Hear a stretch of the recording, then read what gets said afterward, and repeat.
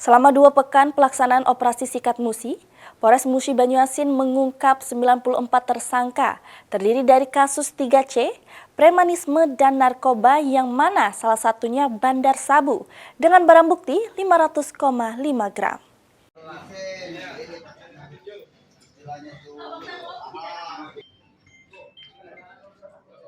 Selama 14 hari pelaksanaan operasi sikat Musi, jajaran Polres Muba bergerak cepat menindak berbagai tindak kejahatan yang kerap dikeluhkan warga.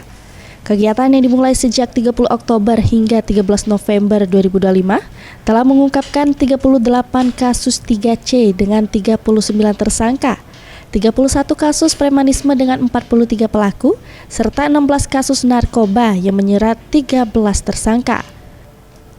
Kapolres Muba, AKBP Godpalas Rosdinaga menegaskan, operasi dilakukan secara menyeluruh untuk menekan ruang gerak para pelaku kriminal. Dirinya memastikan tidak ada toleransi bagi siapapun yang mengganggu rasa aman masyarakat. Salah satu kasus yang menonjol yaitu dengan ditangkapnya seorang terduga bandar narkoba berinisial TA pada 15 November 2025 di wilayah Lawang Wetan. Dari penangkapan tersebut, Satres Narkoba menyita sabu seberat 500,5 gram. TA dijerat Undang-Undang Narkotika dengan ancaman hukuman minimal 20 tahun penjara hingga seumur hidup.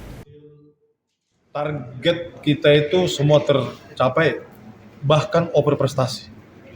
Jadi TO terungkap dan non-TO terungkap. Tadi saya sampaikan jumlahnya, sampai kita menduduki peringkat nomor 5 di Sumatera Selatan, khususnya pengungkapan tindak pidana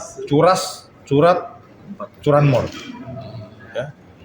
Dan posisi nomor 2 dalam hal pengungkapan peredaran atau penyalahgunaan tindak pidana narkoba. Ya. Tadi sudah sampaikan bagaimana upaya-upaya kita.